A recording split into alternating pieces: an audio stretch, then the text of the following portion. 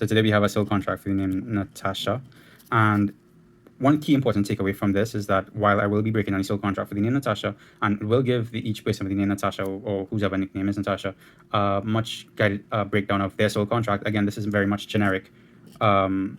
Just me listing off on the top of my head the aspects of each vibrational frequencies that does come with this reading, but it wouldn't be as in depth as an actual reading if I sit with a client, because when I sit with a client, of course, we sit down and we speak about how these vibrational frequencies show up in your life and the specific path in which you take then to overcome these challenges.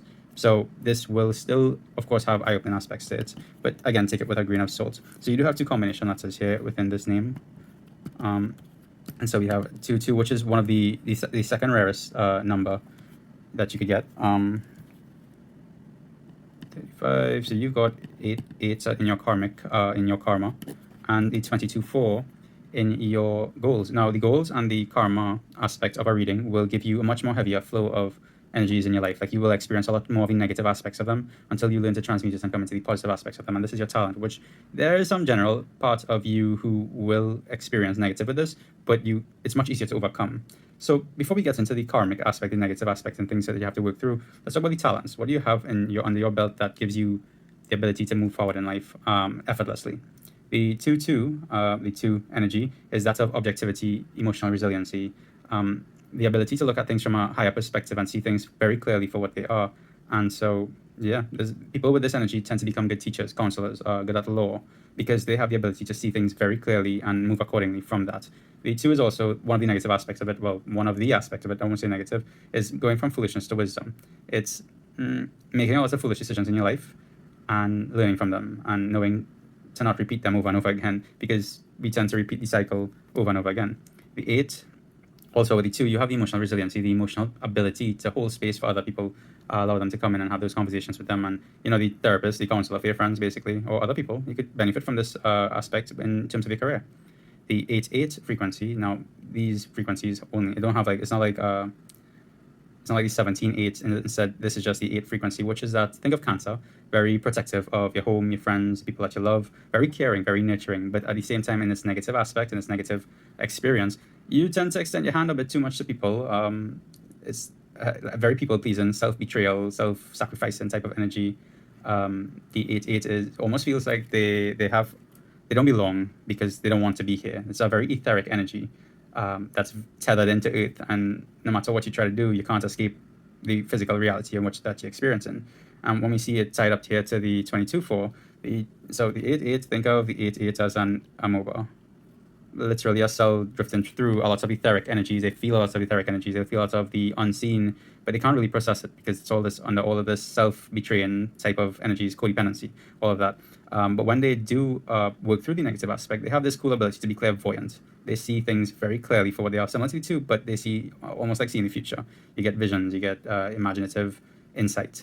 But it's all through emotion, of course. The 22 4 22 is an energy of all-encompassing, cyclical in nature. It's think of all of the energies packed into one. Now, what does this mean? The 22, in its goal aspect, which means you're going to experience all the negative aspects, is the complete disconnection from source or God. It's the aspect that will definitely put you as an atheist or an agnostic or just not believing in God because you can't feel God. It's a very painful type of energy to go through because it feels like you have no hope, nothing else to rely on. It's just you alone. And I overglaze it because I normally tend to think it's not that painful. But when you think of not being seen or not being able to feel like you have anything at all in behind you to hope for, it's quite the painful experience. And the 22 4 as the 22 in this aspect, not the 4, but the 22 in this aspect is, as a goal, is learning to get to that point of overcoming that bit to feeling God within. And the 4, well, I drew the 4 before, but I kind of have trouble drawing the 4. It's basically, think of a duplication type of energy. It sees something and it's able to duplicate it exactly as they learn it.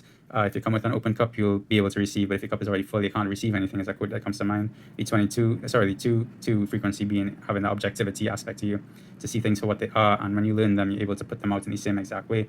Now, it's in a very heavy aspect. So it could be that, yes, you get those other parts, but it could also be that trust is a big factor here, barren to fruitful. When you look at your life, even if it's in a karmic aspect, you'll see that if in retrospect you've always been provided for in some way, that no matter in whatever hopeless situations you end up, you tend to be in a situation, they all work out, and you always are looked out for, if not by the universe, by somebody else coming in, or the right opportunities coming in at the right time.